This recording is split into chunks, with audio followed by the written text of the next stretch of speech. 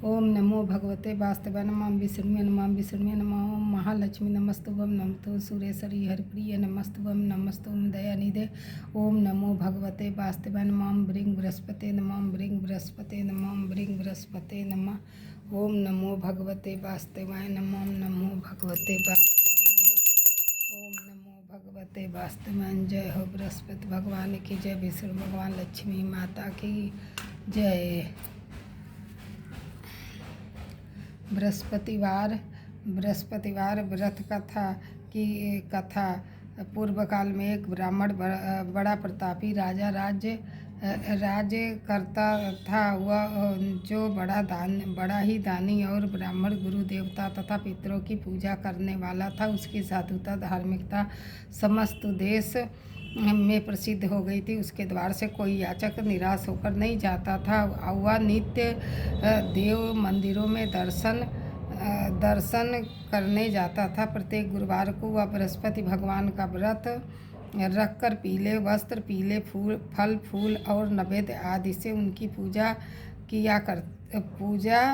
करता हुआ दीन दुखियों की सहायता में सर्वदा तल्लीन रहा करता था। परंतु वह जितना ही धार्मिक था, उसकी रानी उतनी ही अधार्मिक और बुद्धिहीना थी। उसे अपने राजा की यह बातें और धार्मिक दान पुण्य करना अच्छा नहीं लगता था। वह दिन रात अपने ऐश आराम में लगी रहती थी और मनमाने सब कार्य किया करती थी। दान पुण्य और देव दर्शन तथा दीन दुखियों की सहायता में उसका मन कदापि ना लगता था तथा वह बड़ी ही कृपण थी। वह धर्म कार्य से राजा को भी मना करती थी और कहती थी कि आप यह सब क्यों करते हैं, किंतु वह धार्मिक राजा नियम पूर्वक अपने सब कार्य किया करता था। इसका यह नतीजा था कि राजा की धर्मशीलता से उस रानी का भी कोई अनिष्ट नहीं होता था और सारी प्रजा सुख से अपने अपने घरों में निवास करती थी। एक दिन राजा जब वन में शिकार को चला गया और रानी अपने दासियों सहित घर पर निवास करती थी, तब संयोगवश उसी दिन एक साधु का वेश धारण किए हुए बृहस्पति जी राजा के द्वार पर भिक्षा मांगने को आ पहुँचे। उन्होंने राजद्वार पर आकर राजा की जय मनाई और भिक्षा की याचना की। राजा तो घर पर नहीं था। रानी ने कहा, हे साधु जाइए, इस समय राजा यहाँ नहीं है जो भिक्षा और दान देते हैं, बिना उनके कौन देगा। साधु महाराज ने कहा, रानी जी आप तो वो विद्यमान ही हैं, मुझ भिक्षु को कुछ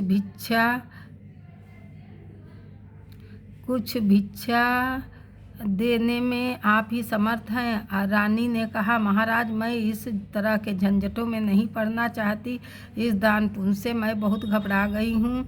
व्यर्थ तरह के झंझटों में नहीं पड़ना चाहती। इस दान पुण्य से मैं बहुत घबरा गई हूँ। व्यर्थ एक पंवारा खड़ा रहता है, फिर मुझे गृह के कामों में ही अवकाश नहीं मिलता। यह सब काम राजा साहब करते हैं, उन्हीं के लिए योग्य है, परंतु मैं समझती हूँ कि इस धनी से तो निर्धन रहना ही अच्छा, क्योंकि यह सब बहुत सा बखेड़ा तो नहीं करना होगा।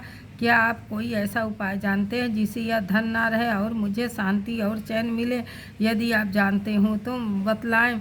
बृहस्पति भगवान ही तो वहाँ साधु बनकर आए थे। उन्होंने कहा, यह तुम क्या कह रही हो? भला संसार में ऐसा भी कोई होगा जिससे संतति और धन प्यारा ना हो? भला इससे कोई भी दुखी होता है? हे देवी, इन दो बातों को तो सभी की चाह रहती है, चाहे कोई धर्मात्मा हो या धर्मी हो, सभी धन की इच्छा करते हैं। इस धन की महिमा को तो मैं क्या कहूँ। ऋषि, धर्मात्मा और अधार्मिक सभी को धन की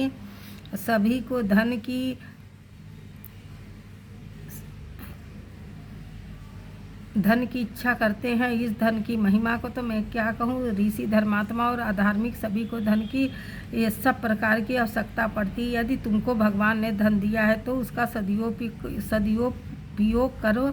महात्मा कबीर ने कहा है, भूखों को भोजन, नंगों को चीर और प्यासे को नीर इतना बांटे। सत्य कबीर, तुम्हारे पास धन है तो भूखे मनुष्यों को भोजन कराओ, पैसारों बैठाओ, जिनके वस्त्र ना हो उन्हें वस्त्र दो। इस प्रकार अन्न, वस्त्र और जल का दान करो। धर्मशाला बनवाओ, ताल तलैया, कुआं, बाग और बाग बगीचे बनवाओ। आम, आंवला आदि के वृक्षों को लगवाओ और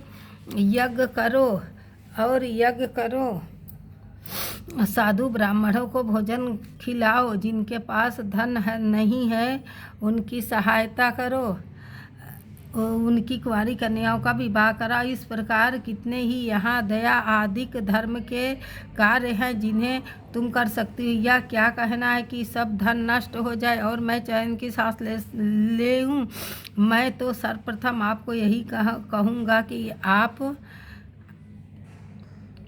इस प्रकार के कर्मों से अपने कुल और नाम को उज्जवल कर लो। इस मनुष्य जन्म को सार्थक कर लो। मनुष्य के अच्छे कर्म ही उसके लोक परलोक में सहायक होते हैं और अंत में जब शरीर त्याग करता है तो स्वर्ग को जाता है। वहाँ उसे नाना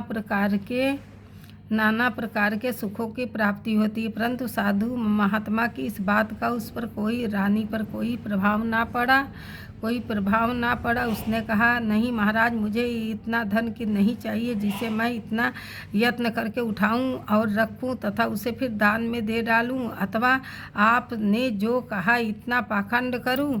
मुझे तो यूँ ही समय नहीं मिलता और सारा समय इसी में नष्ट हो जाता है। महात्मा ने कहा, फिर कहा, हे देवी, बड़े दुख की बात है जो तुम अपना ऐसा विचार प्रकट करती हो। यह अच्छा, यदि तुम्हारी यही इच्छा है तो सुनो। अब मैं तुम्हें जैसा युक्ति बतलाता हूँ वैसा ही करो, इससे तुम्हारी यह इच्छा पूर्ण हो जाएगी। बृहस्पति के दिन तुम अपने सब घरों को गोबर से लिपवा दो। स्नान करने के पहले अपने सिर को, बालों को अच्छी तरह से धोकर तब स्नान किया करो। तुम्हारा राजा बृहस्पति के दिन बाल बनवाए और भोजन मांस मदिरा का सेवन करे तथा धोबी के यहाँ धोबी को बुलाकर वस्त्रों को धुलने के लिए दिया करो। 7 बृहस्पतिवार से तुम्हारा यदि ऐसा कर सकोगी तो तुम्हारा यह सब धन नष्ट हो जाएगा, इसमें कोई संशय नहीं है। यह कहकर वह महात्मा तो चले गए और रानी ने उस बात को अपने मन में रख लिया और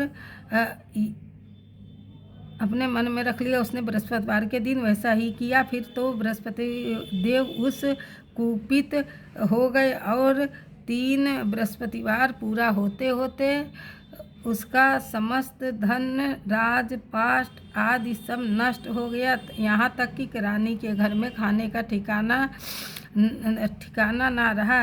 उसके सुख चैन के दिन दूर हो गए। दोनों समय की कौन कहे, एक समय के खाने के लाले पड़ गए। तब राजा ने कहा, व्याकुल होकर कहा, हे रानी से कहा कि हे रानी जी, आप तो यहीं रहिए, परंतु अब मुझे यहाँ नहीं रहा जाएगा, क्योंकि यहाँ तो मुझको सब लोग जानते हैं, जिससे कोई उपाय से या कोई काम धंधा करके अपनी जीविका नहीं चला सकता। इसलिए किसी दूसरे देश में जाऊं जहाँ मैं खाने पीने का कोई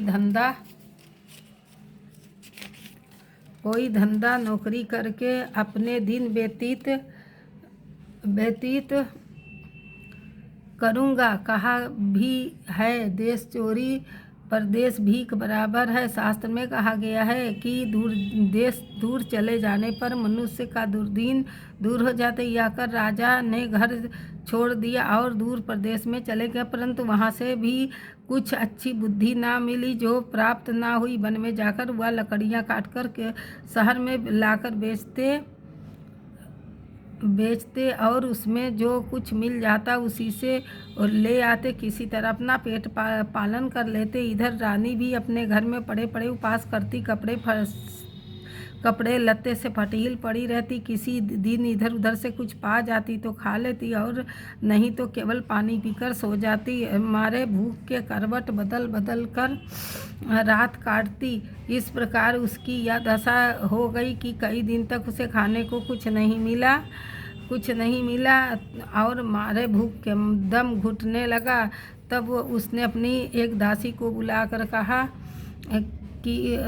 कहा तुम हमारी पुरानी दासी हो, इस समय तुम हमारी इतनी सहायता करो कि हमारी बहन के यहाँ जाकर उससे हमारा दुख कहकर मेरे लिए सहायता में कुछ अन्न मांग लाओ। हमारी बहन ने नेक और धनवान है, वह अवश्य ही हमारी सहायता करेगी। यदि वह कुछ सहायता कर देती है तो हमारे कुछ दिन खाने को हो जाता, और नहीं तो 10-5 सेर बेजड़ ही मांग लाना। दासी उसकी बहन के घर गई और जिस समय वह दासी उसकी बहन के पास पहुंची, उस समय वह बृहस्पति जी की व्रत किए तथा कथा सुनने को बैठी थी। उसने उसी समय कहा कि हे रानी, मैं आपकी बहन के पास से आई हूँ। आपकी बहन इस समय बड़े कष्ट में है, आपकी उनकी सहायता करें, और नहीं तो कुछ 10-5 सेर बेजड़ ही दे दें, उनके लिए दे दें तो कुछ दिन कट जाएंगे। दासी ने कई बार कहा, परंतु रानी ने ध्यान नहीं दिया और कुछ ना बोली, क्योंकि वह मौन भाव से एकराजित होकर बृहस्पति भगवान की कथा सुनने में लीन थी। जब रानी कुछ ना बोली तो वह मन में उदास होकर अपने घर को लौट आई। उस रानी के पास चली गई और जिसने भेजा था और आकर कहा, रानी जी से कहा कि आपकी बहन तो बड़ी घमंडी है, वह सहायता क्या करती उसने तो मुंह से एक बात भी नहीं की। उसे रानी ने कहा, उसमें उसका कोई दोष नहीं है। जब यह सब अपने बुरे दिन की बात है। जब बुरे दिन आते हैं तो तरण भी पहाड़ बन जाता है और मित्र भी शत्रु बन जाते हैं, तथा कोई भी जब बुरे दिन आते हैं तो तरण भी पहाड़ बन जाता है और कोई भी मित्र शत्रु हो जाते, तथा उसकी दुखी का साथ नहीं देता। इधर तो यह बात हुई, उधर जब वह रानी बृहस्पति जी की कथा सुनकर उठी तो उसे ख्याल आया कि मेरी बहन की दासी आई थी, वह व्रत की कथा सुनने में मैंने उससे कुछ बात भी नहीं की। इस बात को विचार की चित शांत रही और भाव भक्ति से पूर्ण संप्रेम विष्णु भगवान का पूजन कर किया। उसने भगवान की पूजा की, विसर्जन कर वह सीधे अपनी बहन के घर गई और कहा कि हे बहन, तुम्हारी दासी मेरे पास गई थी, परंतु मैं बृहस्पति भगवान का व्रत किए बैठी हुई थी। मैं मौन भाव से कथा सुन रही थी। उस कथा में जब तक कथा पूरी नहीं होती है, न बोला जाता है, न उठते हैं, न बैठते हैं, वहाँ से उठा नहीं जाता। इस कारण वह लौट आई और कहा, बहन, उसे आपने मेरे पास किस लिए भेजा था? रानी बोली, बहन, हमारे पास अन्न नहीं था। तुम तो जानती हो कि इधर हमारे घर में की दशा बड़ी शोचनीय हो गई, इसलिए मैंने दासी को तुम्हारे पास 5 सेर बेजर के लिए भेजा था, परंतु वह खाली हाथ लौट आई। मैंने सोचा कि तुम किसी काम में फंसी होगी, जिससे दासी को यूं ही लौटा दिया। रानी बोली, नहीं बहन, उसने तो मुझसे कुछ नहीं कहा था, परंतु यह क्या बात हुई? मैं तो समझती हूँ कि तुम्हारे घर में ही बेजर मौजूद है। तुम अपने घर में जाकर देखो। फिर देखो। अपनी बहन के ऐसा कहने पर रानी ने जब घर के अंदर जाकर देखा तो बेजर का से भरा हुआ एक घड़ा मिल गया। अब तो रानी और बादी को बहुत खुशी हुई। बादी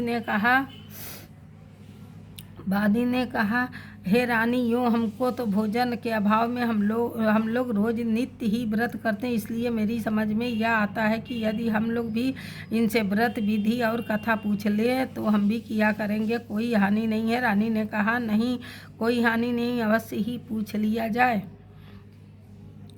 रानी ने कहा, अपनी बहन के समीप बैठकर पूछा, हे बहन, बृहस्पति जी की व्रत का क्या विधान है? यह व्रत कैसे करना चाहिए? उस धार्मिक रानी ने, बहन, बृहस्पति भगवान की कथा में कोई विशेष झंझट नहीं करनी पड़ती, केवल चने की दाल और मुनक्का से विष्णु भगवान का पूजन किया जाता है और केले की जड़ में पूजा करना चाहिए तथा वहाँ दीप दान भी करें, अर्थात दीपक जलाएं। उस दिन पीला भोजन और कहानी सुने। ऐसा करने से गुरु भगवान बृहस्पति भगवान प्रसन्न होते हैं। उनकी प्रसन्नता से अन्न, धन और पुत्र की प्राप्ति होती तथा मनुष्य की सभी मनोकामनाएं पूरा करते हैं।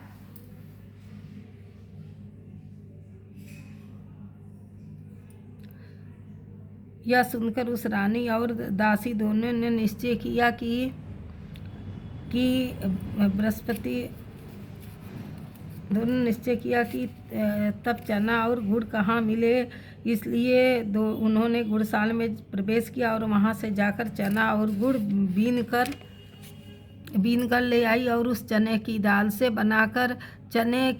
बनाकर गुड़ सहित जाकर केले की जड़ में विष्णु भगवान का पूजन किया। इस प्रकार उन्होंने व्रत कर लिया, परंतु पीला भोजन कहाँ से आए प्राप्त हो।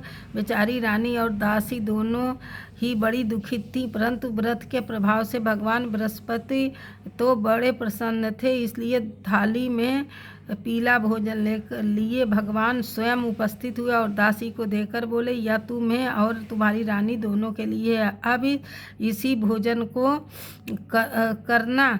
दासी प्रसन्न हो वह भोजन रानी के पास ले गई और यह सब बातें कहकर भोजन दिया। बादी और रानी को दोनों ने बड़ी प्रसन्नता से भोजन किया। फिर तो क्या वह बृहस्पति भगवान की व्रत रखती और देवगुरु बृहस्पति की लिए भगवान विष्णु की पूजा करती। इस पूजा से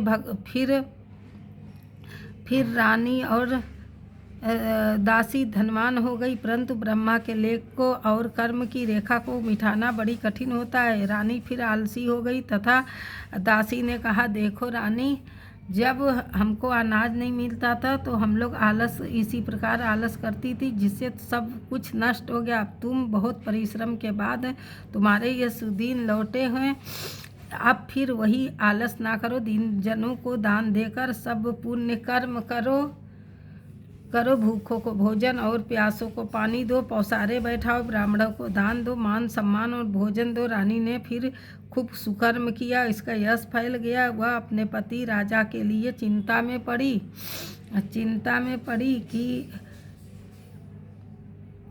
कि राजा कैसे होंगे। उसने बृहस्पति जी से राजा के मिलने की प्रार्थना की। भगवान ने रात्रि में राजा को स्वप्न में दिया। राजा प्रातः काल होते ही अपने देश को चला। मार्ग में उसे बृहस्पति जी से भेंट हो गई। उन्होंने राजा से अपना व्रत करने को कहा। व्रत में चने की दाल, गुड़ और केले की वृक्ष में भगवान विष्णु की पूजा करने को कहा। राजा ने कहा, मैं तो लकड़हारे का काम करता हूँ, इतना पैसा ने कहाँ पाऊँगा कि मैं यह सब विधि विधान से करूँगा। साधु के वेश में आए बृहस्पति जी ने कहा, अगले बृहस्पतिवार को व्रत करके तुम देखो सही, तुमको रोज से दुगना धन मिलेगा। प्यासो एक और कहानी। पूर्व काल में एक बड़ा ही गरीब ब्राह्मण था। उसके कोई संतान ना थी, कारण उसकी स्त्री बड़ी मलिन स्वभाव की थी। प्रातः सोकर उठते ही सर्वप्रथम भोजन करती, फिर दूसरा कार्य करती। यह देखकर ब्राह्मण बहुत दुखी रहता। कुछ समय बाद उसकी स्त्री को एक कन्या उत्पन्न हुई। वह कन्या रत्न थी। वह कन्या ज्यों बड़ी हुई उसका स्वभाव निखरता गया। नित्य प्रातः उठते ही नित्य कर्म स्नान आदि करती और भगवान विष्णु की पूजा के साथ बृहस्पतिवार को गुरु बृहस्पति का व्रत भी किया करती थी। जब वह विद्यालय में पढ़ने जाती तो अपने मुट्ठी में एक मुट्ठी जौ भर के ले जाती और मार्ग में डाल देती। जब उसके जौ सब सोने के हो जाते, लौटते समय वह उनको बीनकर घर ले आती। एक दिन वह बालिका सोने के जौ को सूप में रखकर फटक रही थी। उसके पिता ने देख लिया, कहा, हे बेटी, सोने के जौ को फटकने के लिए सोने का सूप होना चाहिए। दूसरे दिन गुरुवार था। उसने नित्य की भांति गुरु बृहस्पति का व्रत किया और एक मुट्ठी जौ को ले जाकर मार्ग में छींट दिया तथा कहा, हे गुरु, यदि मैंने सच्चे मन से आपकी पूजा व्रत की हूँ तो मुझे उसके प्रताप से आप एक सोने का सूप भी दीजिए। जब वह कन्या पाठशाला से लौटकर जौ बटोरने लगी तो गुरु बृहस्पति की कृपा से उसे सोने का सूप भी मिल गया। दूसरे दिन गुरुवार था। दूसरे दिन जब वह कन्या सोने के सूप में उन सोने के जौ को फटक रही थी तो उस शहर का राजकुमार उधर से आ निकला। वह उस कन्या को देख और उसके रूपशील और गुणों को देखकर उस पर मोहित हो गया और अपने घर आकर बीमारी का बहाना करके लेट गया। जब यह समाचार उसके पिता को मिला तब राजा ने आकर उसकी बीमारी का कारण पूछा तो राजकुमार ने बताया कि मुझे कोई रोग या कष्ट नहीं, मैं केवल यही चाहता हूँ कि जो राजकन्या सोने के जौ से सोने के सूप को फटक रही थी उससे मेरा विवाह हो जाए। राजा ने कहा, राजकुमार को समझा बुझाकर शांत किया और कहा, मैं पता लगाकर उसी कन्या से तुम्हारा विवाह करा दूंगा।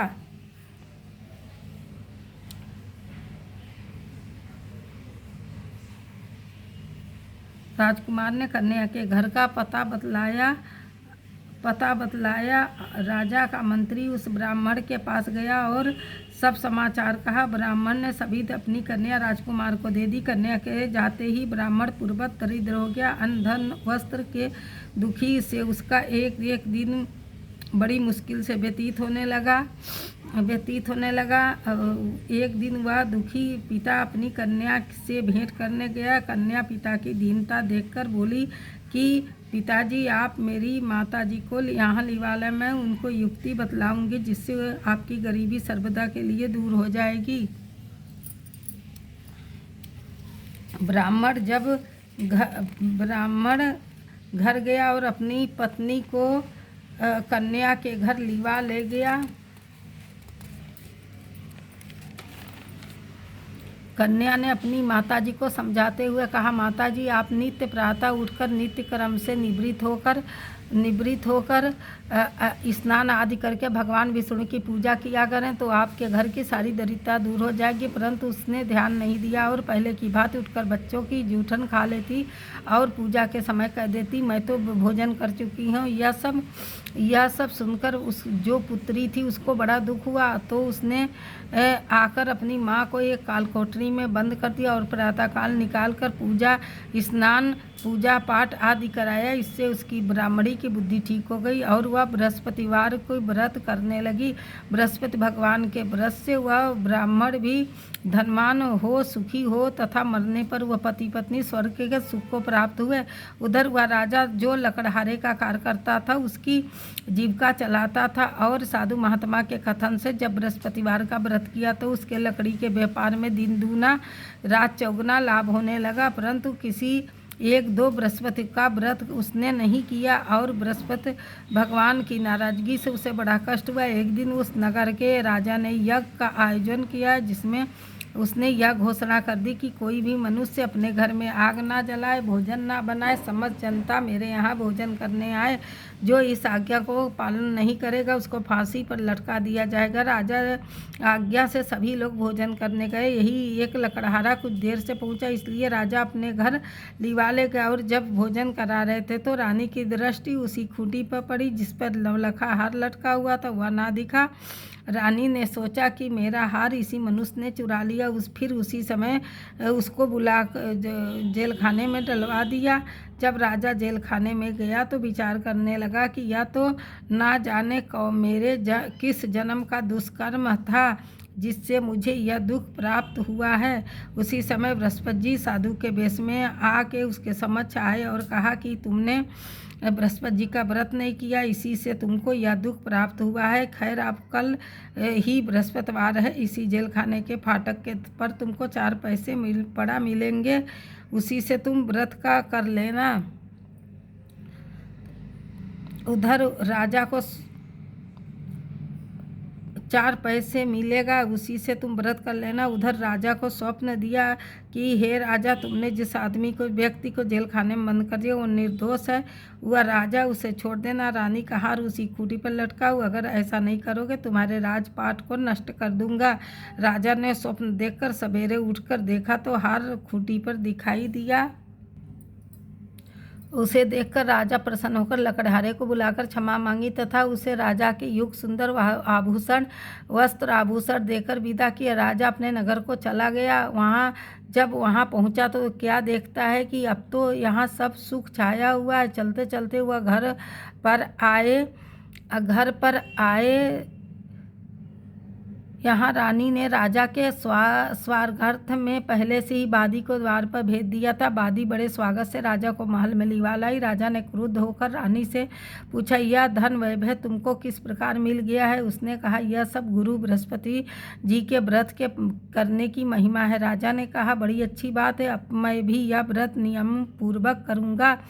और यहाँ तक कि सर्वदा राजा के दुपट्टे में चंदे की डाल बंधी रहती। दिन में 3 बार गुरु भगवान महाराज की कहानी कहा करता था। एक दिन वह घोड़े पर सवार हो अपनी बहन के यहाँ के घर गया। उसने देखा कि मार्ग में देखा कि एक मुर्दे को लेकर आदमी कुछ लोग शमशान जा रहे हैं। राजा ने कहा, अरे भाइयों, जरा ठहर जाओ और बृहस्पति भगवान की कथा सुन लो। उसे सुनकर सभी को आश्चर्य हुआ, परंतु राजा ने कह सुनकर सबको रोक लिया और कहानी आरंभ की। जब कहानी आधी हुई पहुंची तो मुर्दा हिलने लगा और कहानी ज्यों ही समाप्त हुई वह राम राम कह के उठ खड़ा हुआ। राजा वहाँ से आगे बढ़ा तो देखा एक किसान जो हल जोत रहा था। राजा ने उससे कहानी की सुनानी चाही तो उसने कहा, वाह, अपना वह हल चलाऊं कि तुम्हारी कहानी सुनूं। राजा ज्यों ही आगे बढ़ा कि उसके हल के बैलों में से एक बैल पछाड़ खाकर गिर गया और उसके पेट में भयंकर दर्द होने लगा। उसी समय उसकी माँ जलपान के लिए रोटी लेकर और पानी आई थी। उसके पेट में दर्द होता पाया और पूछा, यह सब बेटा कैसे हुआ है? बेटे ने सभी बात कह सुनाई। बुढ़िया ने दौड़कर उस घुड़सवार राजा के बुलाया और कहा कि मैं आपकी कहानी सुनूंगा, मुझे सुनाओ। राजा बुढ़िया के खेत पर कहानी सुनाने को लौट आए और ज्यों ही कहानी कहने लगे कि उस किसान के बैल उठ खड़ा हुआ और किसान के पेट का दर्द बंद हो गया। राजा अपनी बहन के घर आया। बहन ने उनका बड़ा स्वागत किया। समाचारों के आदान प्रदान और परस्पर वार्तालाप करते हुए सुख से सोकर सबने रात व्यतीत की। दूसरे दिन सवेरा होने पर राजा उठा और तथा अन्य सभी लोग को उठकर अपने काम काज में लगे। जब राजा, जो बृहस्पति भगवान का बड़ा ही भक्त था, उसने अपनी बहन से कहा कि हे बहन, बृहस्पति देव की कथा किसी ऐसे मनुष्य को सुनाना चाहता हूँ जिसने भोजन ना किया हो। बहन ने कहा, भैया, यहाँ बहुत तड़के ही सब लोग भोजन कर लेते हैं, फिर भी मैं तलाश करती हूँ। उसने देखा कि पड़ोस में जो कुम्हार रहता था उसका बेटा बहुत बीमार था। उससे 3 दिन से उसके घर में वालों ने दुख के मारे भोजन नहीं किया था। रानी ने कुम्हार से कहा कि तुम मेरे भाई की बृहस्पति भगवान की कहानी सुन लो, क्योंकि तुम लोग ने अभी तक भोजन नहीं किया, जलपान कुछ भी नहीं किया है। कुम्हार ने कहा, बहुत ठीक है। राजा ने कहानी सुनने को आया और राजा ने उसके घर जाकर कहानी सुनाई। उसके प्रताप से उसके लड़की की सारी बीमारी दूर हो गई और उसे आराम हो गया। लोग राजा से प्रार्थना करने लगे। दूसरे दिन जब राजा अपने घर को चलना चाहा तो उसने अपनी बहन से चलने को कहा। बहन ने अपनी सास से बोली। सास ज्यों ही आज्ञा मांगी तो उसने कहा, अच्छा तू जा, परंतु अपने बच्चे को ना ले जाना, क्योंकि तेरा भाई संतान रहित है। तब बहन ने कहा, भैया, मैं तो चलूँगी, कोई बालक नहीं जाएगा, परंतु मेरे बच्चे लोग नहीं जाएंगे, क्योंकि माताजी का आज्ञा नहीं है। राजा बोला, जब बच्चे ही नहीं जाएंगे तो तुम ही चलकर क्या करोगी? निदान राजा अपने घर को लौट आया और राजा ने अपनी रानी से कहा कि मैं संतानहीन हूँ, जिससे लोग मुझसे परहेज करते हैं। रानी ने कहा कि घबराइए नहीं, बृहस्पति भगवान की कृपा से हमें भी संतान प्राप्ति होगी। फिर तो उसी रात में राजा को संतान प्राप्त होने का स्वप्न हुआ। रानी गर्भवती हुई और ठीक 9वें महीने उसे पुत्र की प्राप्ति हुई। रानी की बहन भी आई और सब लोग जो उनके संतानहीन होने से घृणा करते थे वह लज्जित हुए और घर आकर खान पान में सम्मिलित हुए। राजा रानी को बधाई देने लगे। इस प्रकार बृहस्पतिवार के व्रत करने और गुरु बृहस्पति मनुष्य की सभी मनोकामनाएं पूर्ण कर देते हैं। बोलो बृहस्पति भगवान की जय, बोलो विष्णु भगवान की जय। ओम नमो भगवते वासुदेवाय नमः। ओम नमो भगवते वासुदेवाय नमः। ओम नमो भगवते वासुदेवाय नमः। ओम विष्णुवे नमः। ओम विष्णुवे नमः। ओम विष्णुवे नमः। ओम विष्णुवे नमः। ओम महालक्ष्मी नमस्तुभ्यं नमस्तुभ्यं सुरेश्वरी हरप्रिये नमस्तुभ्यं नमस्तुभ्यं दयानिधे। ओम सर्वमंगलम मंगलाय शिवे सर्वासाधिके शरण्ये त्र्यंबके गौरी नारायणी नमस्तुते। या देवी सर्वभूतेषु लक्ष्मी माता रूपेण संस्थिता नमस्तस्यै नमस्तस्यै नमो नमः। ओम नमो भगवते वासुदेवाय नमः। ओम नमो भगवते वासुदेवाय नमः। ओम नमो भगवते वासुदेवाय नमः।